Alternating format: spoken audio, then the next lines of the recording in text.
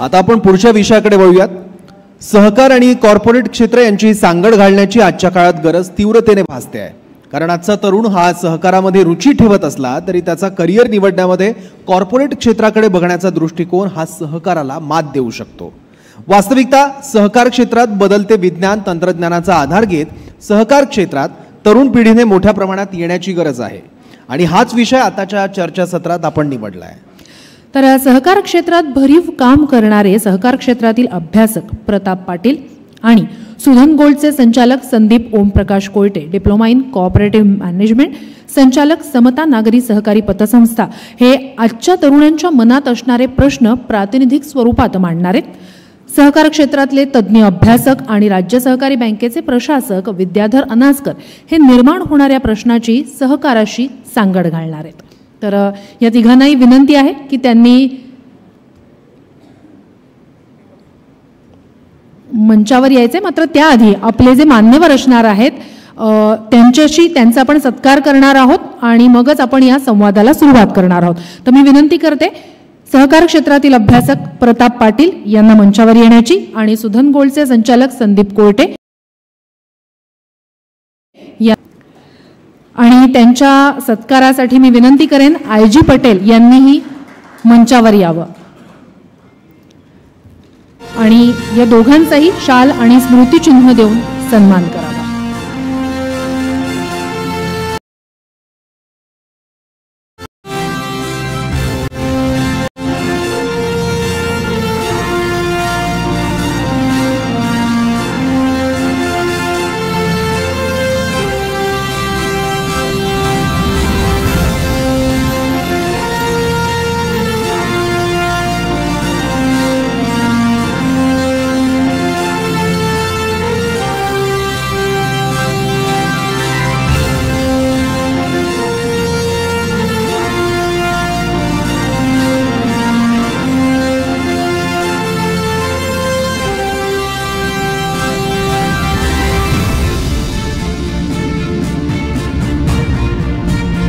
तर मी आयजी पटेल यांना विनंती करेन की त्यांनी स्थानापन्न व्हावं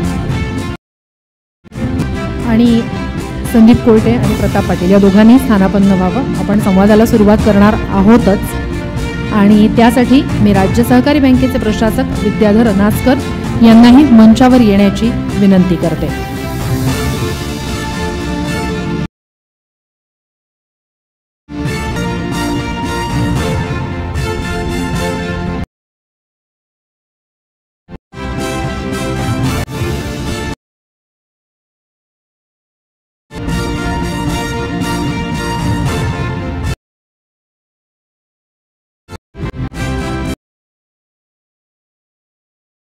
तिघांनीही संवादाला सुरुवात करावी ही विनंती।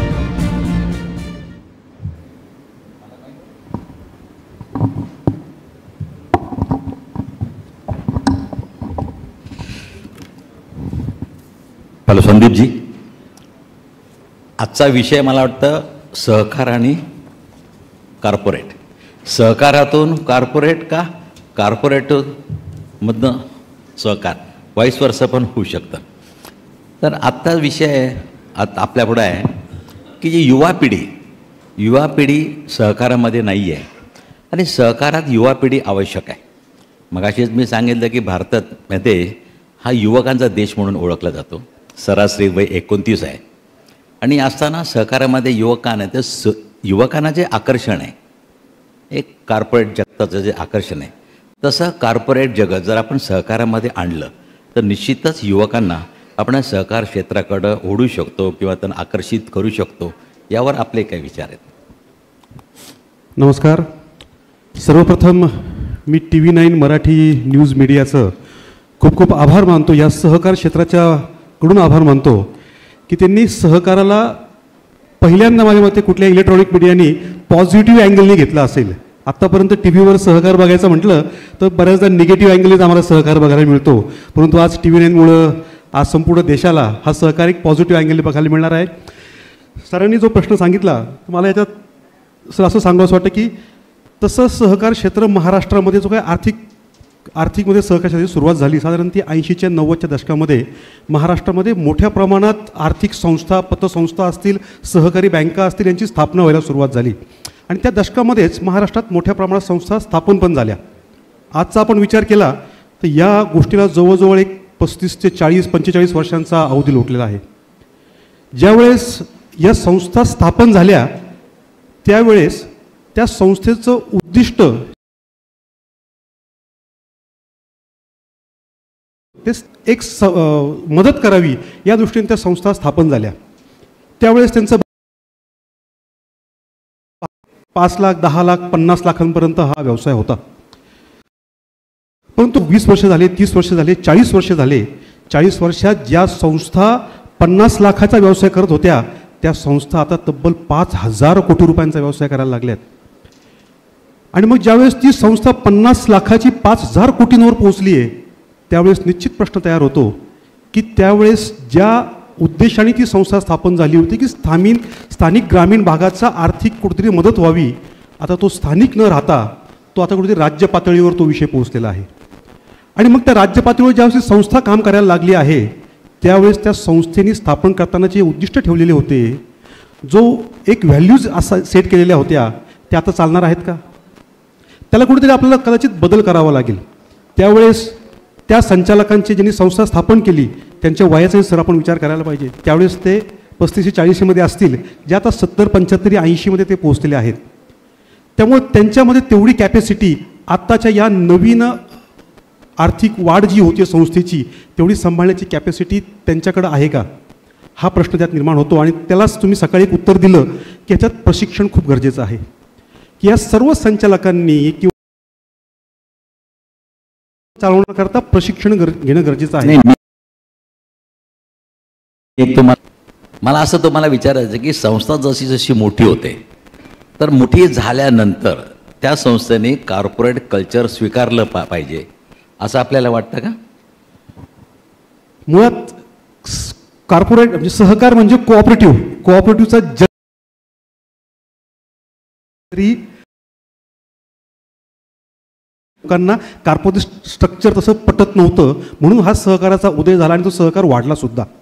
परंतु आता काळानुरूप पूर्णपणे सहकार क्षेत्राने कॉर्पोरेट स्वीकारणं योग्य आहे असं मी म्हणणार नाही, परंतु काही प्रमाणामध्ये 50%, 60% प्रमाणामध्ये कॉर्पोरेट स्ट्रक्चर ह्या कोऑपरेटिव्ह सेक्टरनी निश्चित स्वीकारलं पाहिजे असं माझं एक मत या ठिकाणी. पाटील साहेबांना विचारतो, कॉर्पोरेट कल्चर आणि आधुनिक तंत्रज्ञान, आधुनिक तंत्रज्ञान स्वीकारलं म्हणजे कॉर्पोरेट कल्चर स्वीकारलं असा अर्थ होतो का एक?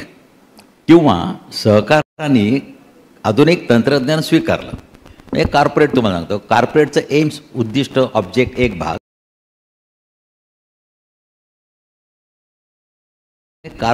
ज्याप्रकारे एकंदर स्टाफ असणं, त्याचं ॲलोकेशन असतं, हे सहकाराने स्वीकारावं तरच युवक आकृष्ट होईल. सहकाराचा प्रिन्सिपल तसंच राहील, फक्त कल्चर म्हणजे काय, तुमची जी वागणूक आहे कॉर्पोरेट सारखं प्रेझेंट, कॉर्पोरेटचं जे काही ऑब्जेक्ट आहे ते पण एम, उद्दिष्ट. सर मला वाटतं आपण थोडं मागं जाऊया. म्हणजे मी सुरुवातीपासून सांगेन की याला खूप मोठी पार्श्वभूमी आहे. म्हणजे सहकार ही संकल्पना आहे आणि सहकार हा मानवी स्वभाव आहे, मानवी धर्म आहे. म्हणजे मला असं सांगावं लागेल की आत्ता चर्चा फक्त छाव्याची आहे भारतामध्ये आणि आपण छत्रपती संभाजीनगरमध्ये आहोत. विषय सहकाराचा आहे. या सगळ्याचा परस्पर संबंध आहे. कारण जर त्यावेळेला संभाजी महाराजांना सहकार्य आणि सहकार मिळाला असता तर कदाचित इतिहास बदलला असता. म्हणजे छत्रपती शिवाजी महाराजांनी स्वराज्य स्थापन केलं, सहकारातून केलं. त्याच्यानंतर आपण स्वातंत्र्य मिळवलं, ते सहकारातून मिळवलं. स्वातंत्र्यानंतरची जी आर्थिक उन्नतीची गरज होती त्याला चालना मिळाली, ती सहकारातून मिळाली. आणि सहकार हा स्वभाव आहे, सहकार ही गरज आहे आणि ती काळानुरूप बदलते. आता जर काळ बदलला आहे तर काळाबरोबर सहकाराने देखील बदललं पाहिजे. आणि मुळात कॉर्पोरेट असेल किंवा सहकार असेल तर याची बेसिक संकल्पना ही मनुष्यबळ विकासाचीच आहे. म्हणजे ज्या वेळेला आपण 60च्या दशकामध्ये महाराष्ट्रामध्ये सहकार रुजवला गेला. याच्यामध्ये यशवंतराव चव्हाण साहेब असतील किंवा त्यानंतर वसंतदादा किंवा पवार साहेबांनी ज्या पद्धतीने सहकार रुजवला त्याच्यामधली मूलभूत संकल्पना ही मनुष्यबळ विकासाचीच होती. उपलब्ध साधनसामुग्रीचा वापर करून म्हणजे स्थानिक लोक विशेषतः ग्रामीण भागामध्ये याला चालना देणं आणि आर्थिक स्रोत निर्माण करणं. फक्त आर्थिक आहे का तर तसंही नाही आहे. कारण त्यावेळेला जे प्रयोग केले गेले म्हणजे प्रवरा असेल, वारणा असेल, म्हणजे राजारामचं भरपूर उदाहरणं देता येतील की सहकारातून एक संस्था निर्माण झाली, पण त्या संस्थेने त्या विभागाचा विकास, मग त्याच्यामध्ये शैक्षणिक विकास झाला, सांस्कृतिक विकास झाला, म्हणजे एकूणच मनुष्यबळ विकास होण्यासाठी ही गोष्ट अतिशय पूरक ठरली. त्याच्यामुळे मला नाही वाटत की हे माध्यम आहेत दोन्ही काम करण्याची. मध्ये त्याच्या सभासदांचा विचार पहिल्यांदा केला जातो आणि कॉर्पोरेट सेक्टर हा नफ्याचा विचार पहिल्यांदा करतो. पण आत्ता जर काळानुरूप बदलायचं असेल सहकाराला तर काही प्रमाणामध्ये ते कॉर्पोरेट कल्चर सहकारामध्ये गरजेचं आहे. आणि फक्त तंत्रज्ञान म्हणजे सहकार मॉडर्नाइज झाला असं नाही आहे. याच्यामध्ये मानसिकतेमधला बदल अतिशय महत्त्वाचा आहे. स्वीकारार्हता ही खूप महत्त्वाची आहे. कारण आता आपण सहकार क्षेत्रामध्ये बघतो जसं 80 आणि 75-80 वर्षाचे चेअरमन आहेत, त्याच्यामध्ये सहकारामध्ये अलीकडच्या काळामध्ये शिथिलता येण्याचं किंवा विकास थोडा खुंटण्याचं कारणच ते आहे की बदल स्वीकारलाच तयार नाही आहेत आपण. म्हणजे जो बदल शेवटी ग्राहकाला काय आहे, ग्राहक आहे, त्याला खाजगी क्षेत्र आणि सहकार क्षेत्र असं वेगळं काहीच नाही आहे. त्याला सेवा महत्त्वाची आहे, त्याला गुणवत्ता महत्त्वाची आहे उत्पादनाची. तो काय विचार करणार की मला जिथून मिळतं, जे चांगलं मिळतं ते मी स्वीकारणार. आधी तेच मी कोयटेंना विचारतो. बघा, तुम्ही एक सांगितलं की प्रायव्हेट सेक्टरमध्ये त्यांचा उद्देश मॅक्झिमम प्रॉफिट असतो. सहकार क्षेत्रामध्ये आपण कॉर्पोरेट कल्चर स्वीकारतोय.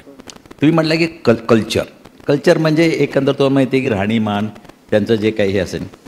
आता एखाद्या सहकारी बँकेने आधुनिकतेचा स्वीकार केला, इंटरनेट बँकिंग केलं, त्यांना हायफाय क्रेडिट कार्ड दिलं, हे दिलं आणि एकदम हायफाय केलं. पण या हायफाय कल्चरला जो काही माझा ग्रामीण भागातला ग्राहक आहे की ज्याला हे कल्चर माहीत नाही, ज्याला इंटरनेट बँकिंग माहीत नाही, ज्याला डेबिट कार्ड क्रेडिट कार्ड कसं ऑपरेट करायचं माहीत नाही, ज्याला ATM कसं करायचं माहीत नाही. आजही अनेक ठिकाणी मला विचारलं ATM म्हणजे ATMच्या आत एक मनुष्य बसलेला असतो का पैसे द्यायला, असं पण आज एवढी साक्षरता नाही आहे. तर हा मनुष्य या हायफाय कल्चर स्वीकारल्यानंतर आपल्यापासून लांब जाईल आपल्यापासून, कारण का ह्या कल्चरला अनेक लोक थोडीशी बुजतात. तर आपलं जे स्ट्रेंथ आहे आपली की सामान्य तळागाळातला व्यक्ती हा आपल्यापर्यंत सहज येऊ शकतो, सहज इझिली आपण त्याला ॲक्सेसेबल असतो. हा जो तळागाळातला मनुष्य तो आपल्यापासून कॉर्पोरेट कल्चर स्वीकारल्यामुळे थोडा लांब जाईल असं आपल्याला वाटतं का? सर, काही प्रमाणामध्ये आपण जसं म्हणताय ते चुकीचं आहे असं म्हणता येणार नाही, तेही योग्य आहे. परंतु आपल्याला एक असाही विचार करावा लागेल की जो 90च्या दशकामध्ये या सहकारी संस्थेचा ग्राहक होता, सभासद होता, तोच ग्राहक होता, तो ग्राहक आज रिटायर झालेला आहे. आज त्याचा मुलगा जो आहे तो उच्च शिक्षण आहे. IT मुलाच्या वडिलांना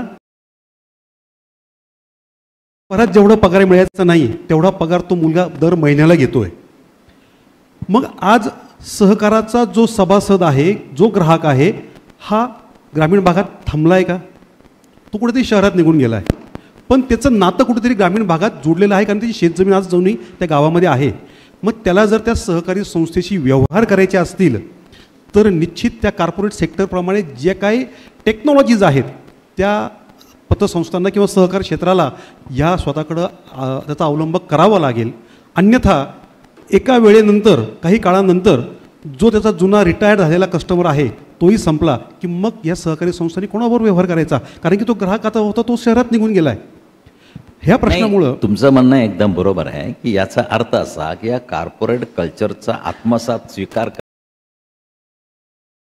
करायचा जो काय ग्राहक आहे त्याला प्रशिक्षण दिलं पाहिजे, तो प्रशिक्षित असला पाहिजे, तर तो कॉर्पोरेट कल्चर पासून स्वतःला लांब ठेवेल. ठेवेल. कल्चरला त्यांनी वेल वर्स व्हावं, त्यांना ॲक्वेंटेड व्हावं. तर याचं काम ते या सहकारी संस्थांचंच आहे की कारण तो त्यांचा ग्राहक आहे. ह्या सहकारी संस्थांनीच आपल्या ग्राहकाला, आपल्या सभासदांना वेळोवेळी शिकवलं पाहिजे की ही नवीन टेक्नॉलॉजी आलेली आहे आणि ही टेक्नॉलॉजी अवगत जर तुम्ही केली तर तुमचं कामकाज खूप सोपं होणार आहे. कदाचित ही टेक्नॉलॉजी तुम्ही अवगत केली, तुम्हाला संस्थेत याची सुद्धा गरज नाही, तुम्ही घर बसल्या ते काम करू शकतात.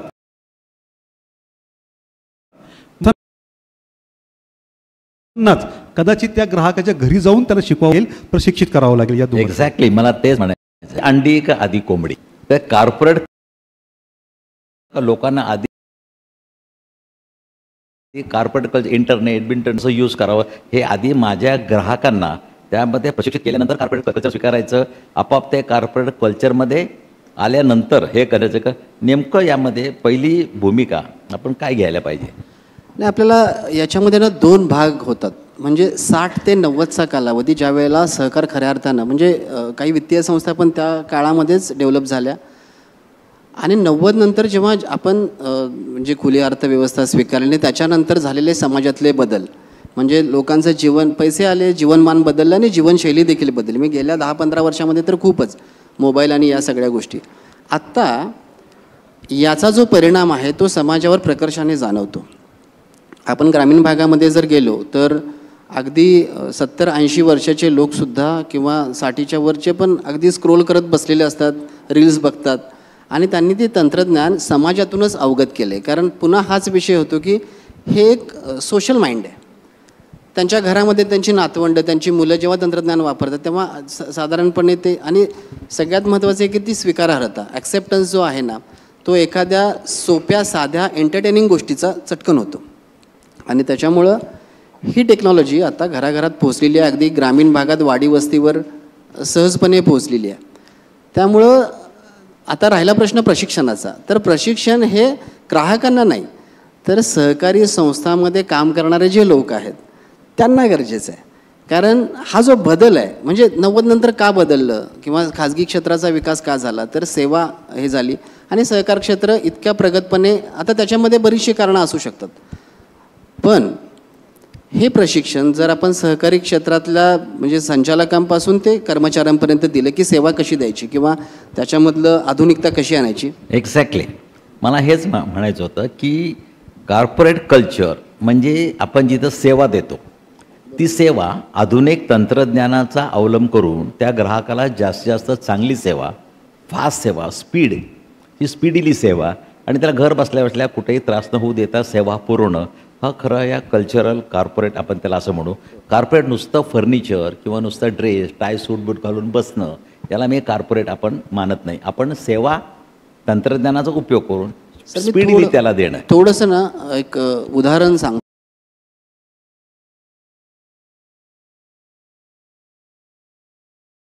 माध्यम क्षेत्रामध्ये काम करत असल्यामुळे क्लायंटचं पण, मी आता नाव नाही घेणार, पण एक मोठी सुवर्ण पिढी आहे पश्चिम महाराष्ट्रातली, स्पर्धा वाढली. आता हे सहकाराला पण खूप लागू पडतं की मानसिकतेशी निगडीतच आपण काम करतो. म्हणजे शेवटी कारण कसं आहे की गेल्या अनेक वर्षांमध्ये म्हणजे जेव्हा स्वातंत्र्य मिळालं किंवा त्याच्यानंतरचा जो काळ होता त्याच्यामध्ये आपला जो GDP आहे त्याच्यामध्ये मॅक्झिमम कॉन्ट्रीब्युशन हे ॲग्रिकल्चर सेक्टरचं होतं, त्याच्यानंतर इंडस्ट्रीयल सेक्टर होतं आणि त्याच्यानंतर सर्व्हिस सेक्टर होतं. आज जर बघितलं तर जवळपास 52% सर्व्हिस सेक्टर आहे, 28% इंडस्ट्री आहे आणि 18% ॲग्रिकल्चर राहिलेलं आहे. संस्था, वस्त्रोद्योग आणि म्हणजे क्रिया उद्योग असतील याच्याशीच निगडीत आहे. ग्राहकांची गरज निवड बदललेली आहे.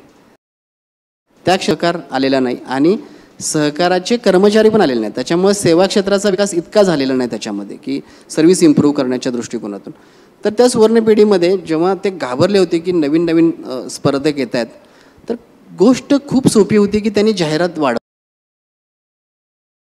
पण येणारे दिवसभरामध्ये किती लोक येतात, त्यांच्या आवडीनिवडी काय आहेत,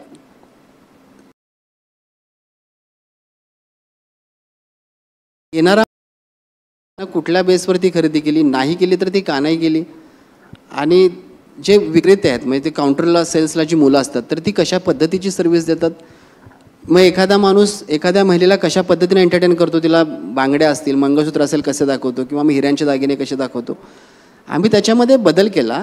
कर्मचाऱ्यांना प्रशिक्षण दिलं, त्यांच्याबरोबरची पुरुष मंडळी. एक्झॅक्टली, मी मध्येच तुम्हाला पहिलं तुम्ही मुद्दा उपस्थित केला, अगदी बरोबर आहे. कर्मचाऱ्यांना प्रशिक्षण, मग कर्मचाऱ्यांना प्रशिक्षण देत असताना या प्रकारे कर्मचाऱ्यांची निवड होते आणि सहकार क्षेत्रामध्ये ज्या प्रकारे कर्मचाऱ्याची निवड होते यामध्ये जमीन आसमानचं अंतर आहे.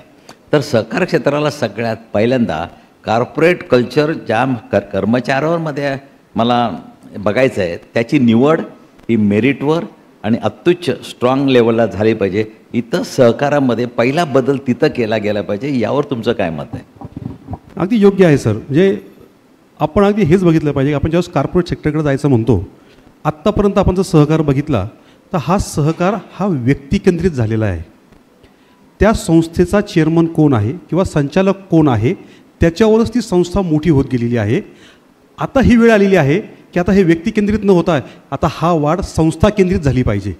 आणि जर संस्था केंद्रित करायची असेल तर तिथलं संचालक मंडळ असेल किंवा तिथला स्टाफ असेल यांना उत्तम प्रशिक्षण देणं गरजेचं आहे. किंवा जसं तुम्ही आता म्हटलात की त्यांची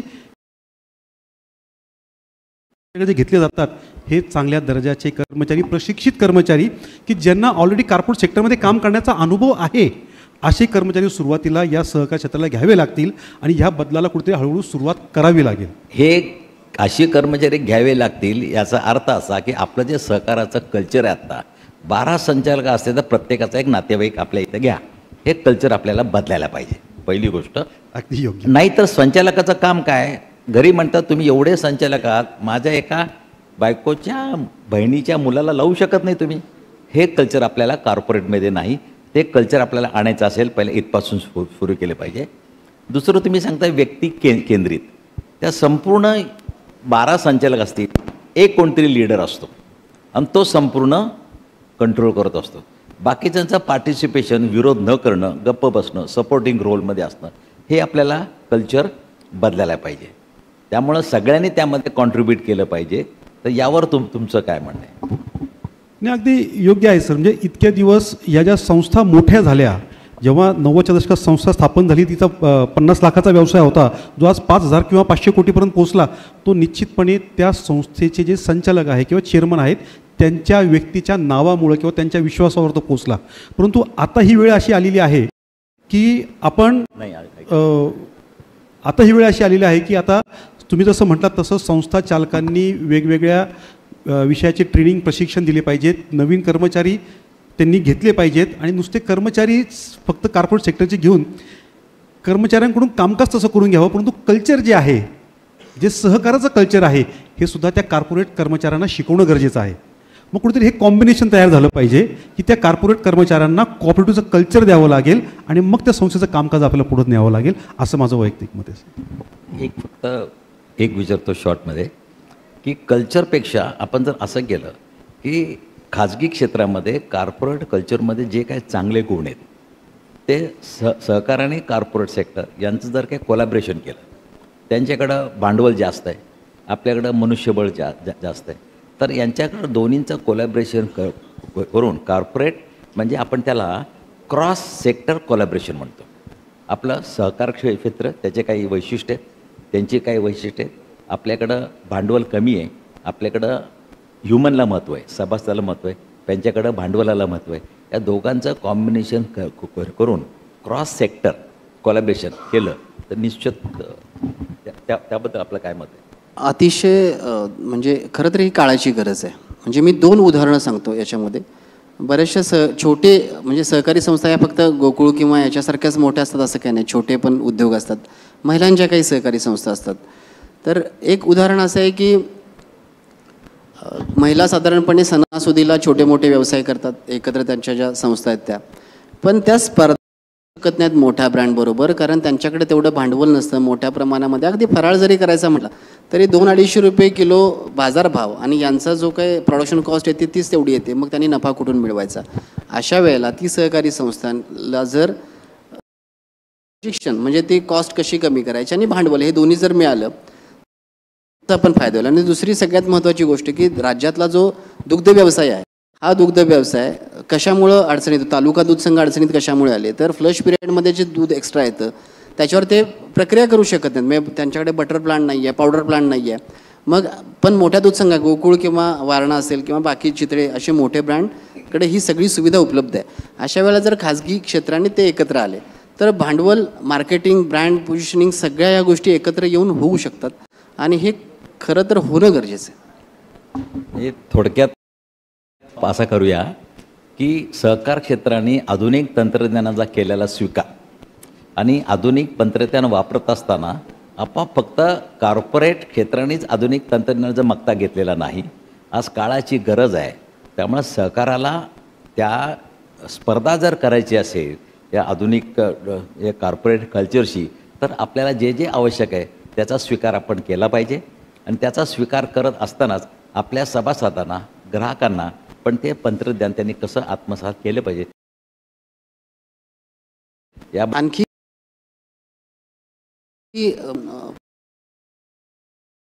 प्रशिक्षण अजून एक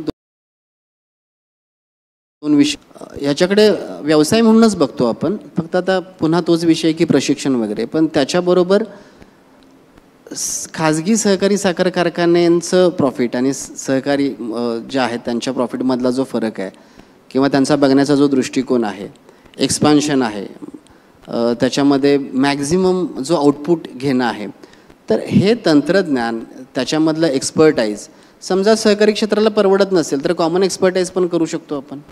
आणि ह्या सगळ्यामध्ये सगळ्यात महत्त्वाची गोष्ट आहे ना ती इच्छाशक्ती.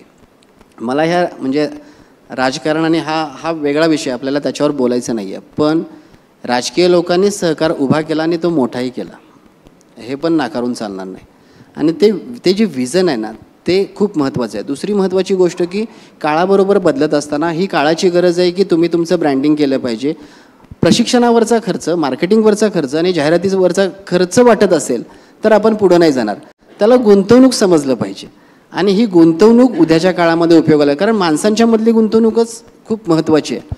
तर आपल्या ब्रँडची, आपल्या संस्थेची जाहिरात असेल किंवा प्रशिक्षणावरचा झालेला खर्च आहे, हा निश्चितच येणाऱ्या काळामध्ये आपल्याला मोठा परतावा देणार आहे. हे पण आता सहकार क्षेत्राने लक्षात ठेवलं पाहिजे. अर्थ आपण खूप छान एक्सप्लेन केलं. म्हणजे सगळ्यात महत्त्वाची गोष्ट सांगितली आपण, कॉर्पोरेटमध्ये जे फिनान्शियल डिसिप्लिन आहे, जो काही आर्थिक शिस्त आहे ती आपल्याला सहकारात आधी आणली पाहिजे. योग्य मेरिटचा स्टाफ भरती केली पाहिजे. संचालकांची जबाबदारी निश्चित कळली पाहिजे. जसं कॉर्पोरेटमध्ये सगळेजण एकत्रितपणे काम करतात तसंच आपल्याला काम केलं पाहिजे. त्यामुळे कॉर्पोरेट कल्चर म्हणजे तुम्ही छान सांगितलं, नुसतं आउटलुक नाही, नुसतं दिसणं नाही, प्रत्यक्ष कामाच्या रूपात त्याचं रूपांतर करणं.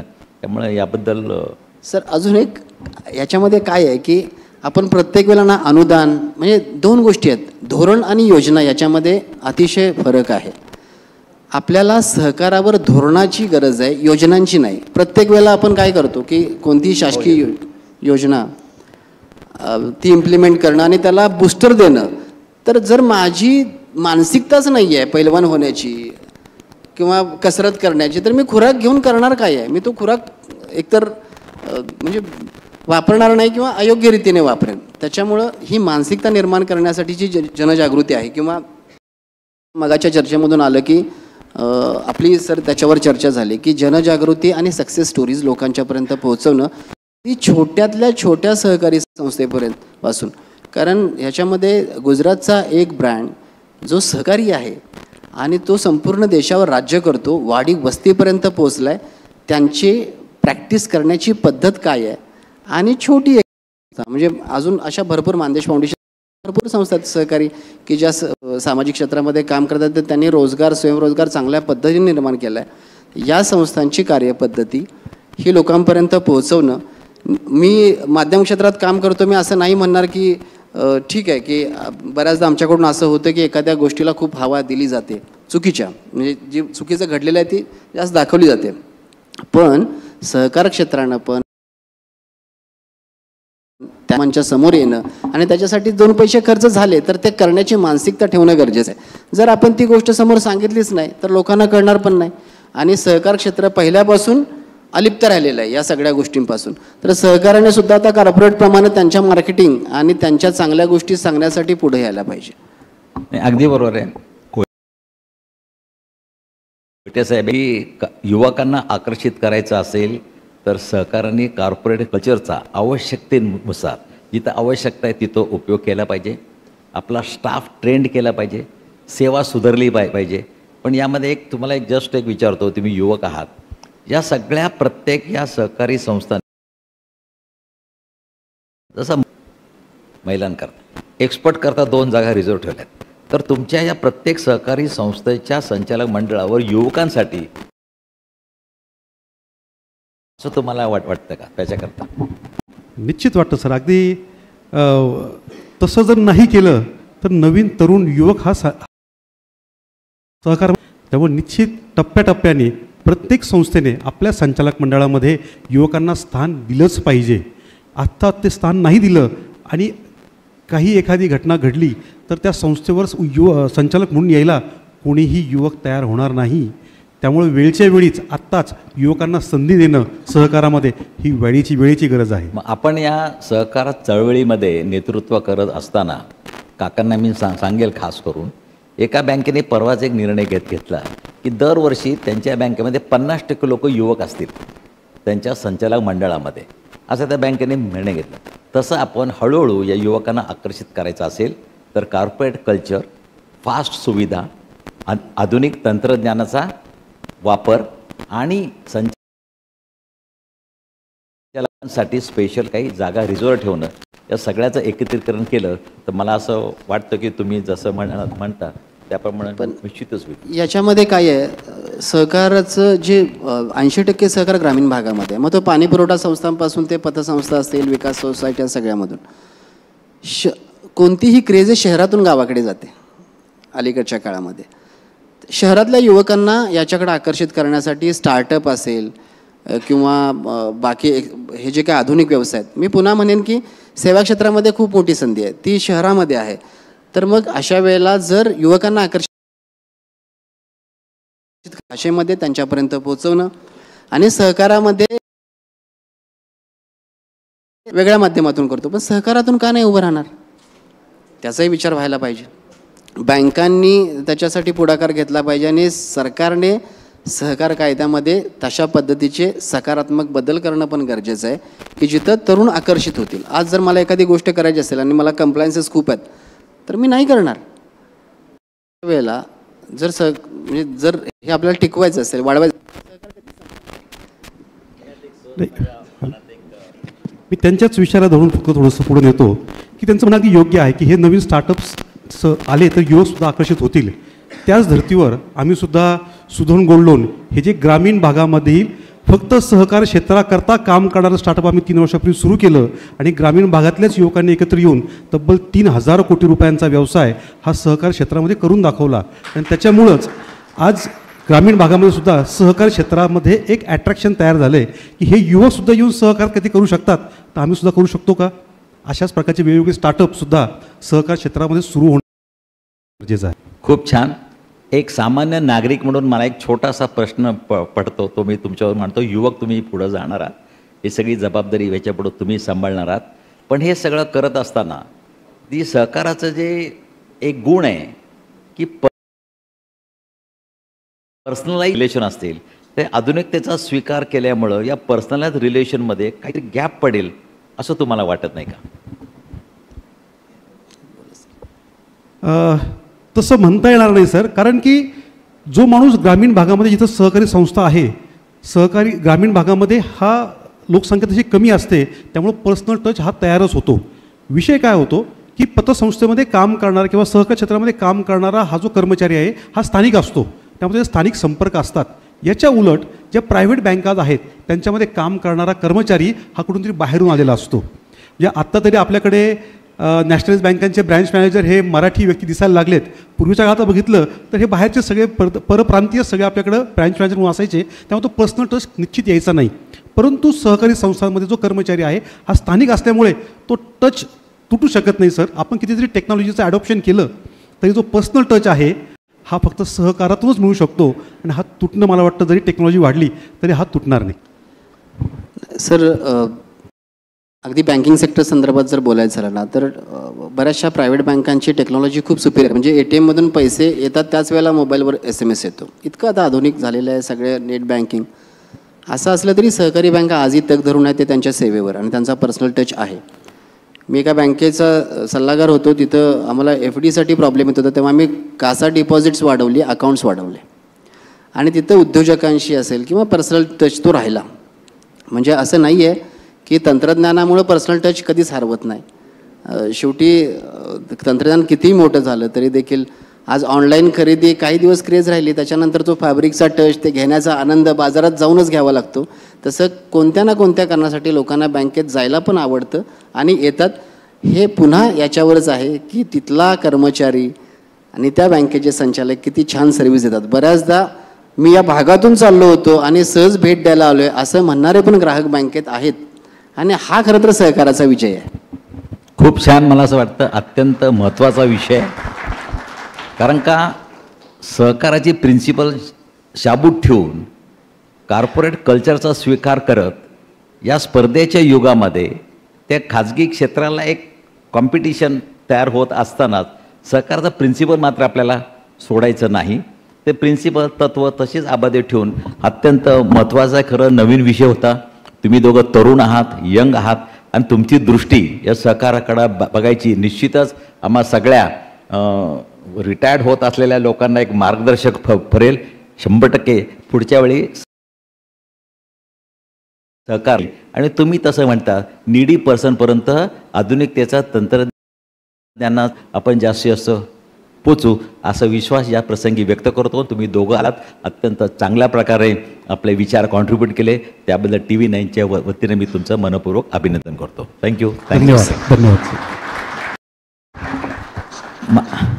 आज मला वाटतं यात TV9 जो काय कॉर्पोरेट समिती आज अत्यंत चांगल्या प्रकारे सहकाराचं एक आपण त्याला म्हणतो की एक संपूर्ण एक चर्चा करत असताना शेती असेल, कृषी असेल, नंतर बँका असतील, पतसंस्था असतील, अत्यंत चांगल्या प्रकारे चर्चा घडवून या संपूर्ण या सहकाराच्या क्षेत्राला योग्य ती दिशा दाखवायचं खूप एक महत्त्वाचं काम केलं आहे. आपण सगळेजण या चर्चासत्राला उपस्थित राहिलात आणि आपले खास करून या यंग पिढीचे मला खूप आभार मानायचे आहेत. कारण यंग पिढीने एक नवीन दिशा